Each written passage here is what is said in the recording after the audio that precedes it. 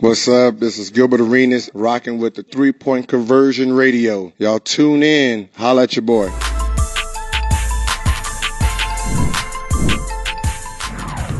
There, obviously shuttle with some length, but I think Io's mentality to keep playing. Just like going in there, knowing that certainly, I think him cutting out was good, just because it gave DeMar some more space, and obviously put a guy on the backboard, which was great. So, I give our guys a lot of credit tonight.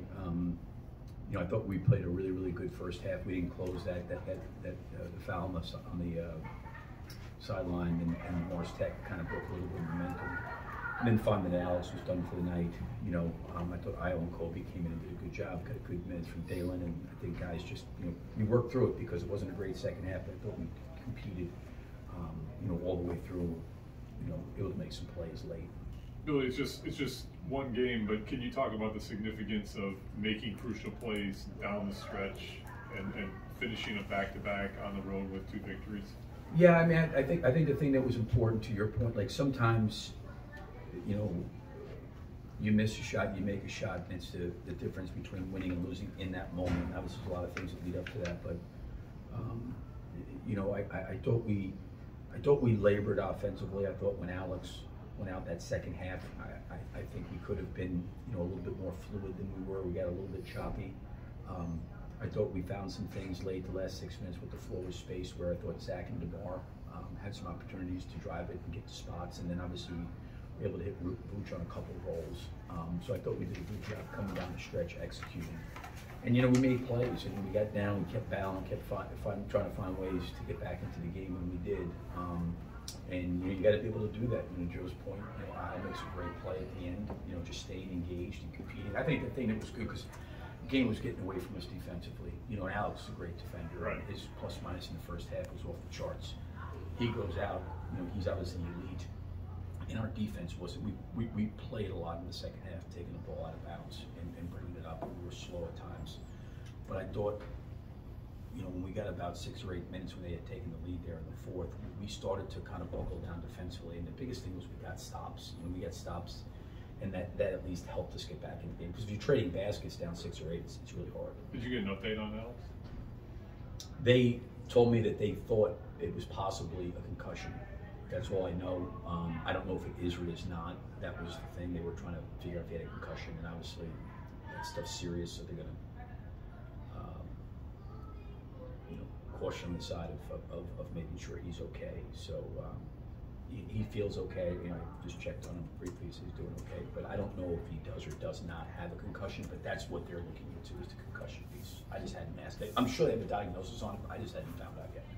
Hey Billy, we not to rehash something, but when we talked to you in Miami and brought up what had happened in Minnesota, you called it a good thing, and that some could have interpreted that as just coach speak. But now, are you anxious to see if this actually does play out, where it's something that galvanizes these guys, that A, it happened, B, it got out, and then they had to publicly answer to it, that this could be some of the adversity that you were talking to that hits them, they accept it, are willingly accept it, and it kind of does bond them and bring them together? I think you hope so. I'm a big believer of confrontation. And I think sometimes people look at confrontation, they think that that's yelling and screaming at each other. And I don't think that we have those kind of guys. I think the guys treat each other with great respect. But you have to confront stuff. You've got to be confrontational. And I think sometimes, in any kind of family situation, no one ever just walks into the house and not saying anything to anybody. That's the worst part. Right. When there's silence. I think that their communication, them trying to relay what they need from each other, is a good thing. I don't think there was anything wrong with it. I think it's healthy. At times it can be uncomfortable for people, but it all comes from a good place, that they all want to do it together. They know we need each other, and I think anytime you can explain to somebody what you need from them to help them, I think that that's a good thing. And like I said, I wasn't in there for that moment. Right. I heard there was guys were talking through things and confronting each other on what they needed to do better, and I think that's a good thing, and hopefully, like I said, for us, it's the consistency piece, right? So I thought we competed really, really well these last 2 games, but Can we go to New York and do the same thing? I think I said that before the game. It's like, do it this game, you don't do it the next game, you don't. You got to be consistent and kind of build that. That's the test for us right now, in my opinion. But I think them playing for each other, playing with each other, trying to help each other is where it comes. Because it could have easily gone the other way. They could still be. Yeah, no question. I mean, I agree. A lot of things could happen. I mean, and again, I don't think it was like, in my opinion, I think it was like some major blow up. I would have heard. You know, there was just guys, I think, confronting each other on what they needed from each other. You know, and that's all I had heard about it. And I don't think it was anything more than that. And those guys are grown men; they can talk things out. And, you know, when you're in film sessions, those things happen too. You're putting stuff up there and you're showing it, you try to confront it to help the group get better, and they have their opinions and thoughts and ideas, and you try to work together, and that's what you have to do, you know, and you just, I think to me, it's just part of it. I think that if you go through a season without any level of confrontation, either you're really, really good or you're really, really bad. Billy, separate from all that stuff, you always talk about standard of play, and since that debacle on Sunday in Minnesota, I've seen a team for 8 quarters compete, be engaged at both ends, be more physical, play for each other. I mean, have you seen that? Again, yeah. No, I feel I give the guys credit. Like, I think it's important to them, you know, and it means something to them. And I think that, like I said, I think the worst thing you can do in a relationship with anybody is pull the silent treatment and be passive aggressive and not communicate. You know, to me, that's really, really just a sign that there's just a lack of respect or in the relationship, or you don't care about the relationship. If you care about something, you confront something because it means something to you. And I think it means something to these guys. And, you know, as we work through things to try to, you know, get better as a team, they all want to win. Their heart, and I said this before, the character and the heart and the spirit of these guys is really, really good, you know, but there's sometimes we don't play to a standard that we need to play to. And I think that as the season's kind of unfolded, it's important to these guys. So they to your point, the last 8 quarters, we've done it.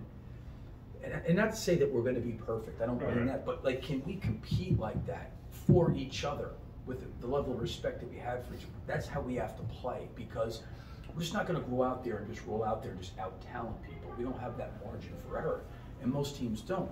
But we got to do it together, and the guy that's standing next to you has got to mean enough to you that, you know what, I'm going to be there for you because I know you need me there. And that's what we got to get to, and that's what we got to build. You had that challenge that overturned Demar's 6th foul. Did you know pretty much in real time, I mean, that you were going to win that, or did you feel confident you were going to win that? I didn't know. I just thought it was going to be 3 shots, and he was fouled out. Right. I'm taking a chance. You know what I mean? I think in that moment it's 3 points, and you know, it's amazing sometimes because, like, with about 5 or 6 minutes in there, Javonte's come up there on maybe one of DeMar's fouls, like telling me to review it, and you sit there and say sometimes, you know, like, can you imagine that one, and all of a sudden you use your review? That's the thing that's so hard with review. You never quite know when it's the right time, and I think it's now gotten to a place where you're almost better off waiting because you can't challenge out of bounds anymore, right? I mean, you can't. They don't review out of bounds anymore. Right. But no, I didn't know. I just thought it was 3 points and DeMar going off the floor. And I think that the bench felt pretty good after seeing the replay that, you know, he didn't foul him. You also, sorry, one more from you. You also had that coaching move where Vooch was pretty hot. I pulled him away from a potential tee. You subbed him out. Andre got a pretty critical tip in there. Yeah. And then you got Vooch right back in. Explain your decision making. Well, I think our guys expended a lot of energy last night. Vooch, I think in the first half played 16 straight minutes, and I think I said after the game that was kind of on me, his rotation. I was concerned about being a little bit shorthanded with Javonte DJ and you know, then Alex going out. Yeah. You know, we were playing 8 in the first, right. And I just thought that, you know, again, emotionally, the investment by him, the call, thought he got fouled. I just thought, besides that part of it, just for him to just get a rest for a second. You know, I took DeMar out in the 4th too, just to give him a rest. It was more to rest him and just get him to take a deep breath and get back into the game after that. Going back, you talked about having the last 2 games back-to-back, you win. But with all you've gone through as a team, to win in this fashion like you did tonight, and you've coached many years in the NBA, does that galvanize the team, and do you see that just pushing forward? Well, I think, you know, we've certainly, last time we were here, sat in the locker room really, really dejected, you know, with 0.5 seconds to go. It's always good to see those guys bond after a game when guys have worked the way they've worked and have kind of, appreciate the work that all of them have put into it in sharing that, and it's worthwhile and it's important. So I don't know if it does or it doesn't. I just think that we've got to play to, there's certain things we have to do on a nightly basis to be a competitive team, and we have to do those things. If we don't do them, then it's going to be difficult. So, again, it was a back-to-back. It was a good response by our team. We'll see how we do in New York. Only one quick one for me. It'll get lost, but Dalembert, you had to kind of use him out of necessity tonight. You might have to going forward. What did you think of him in the critical second half minutes? I thought he did a nice job. I thought Dalembert did a really good job. I give him credit. He's been away from us for a little bit, but just went out there, was solid, did what he needed to do, didn't get really an opportunity to do much offensively. I think the foul on Bogdanovich, he'll learn those things as he learns the league a little bit more, but I've always said this about him, he was going to get good effort and good energy from him.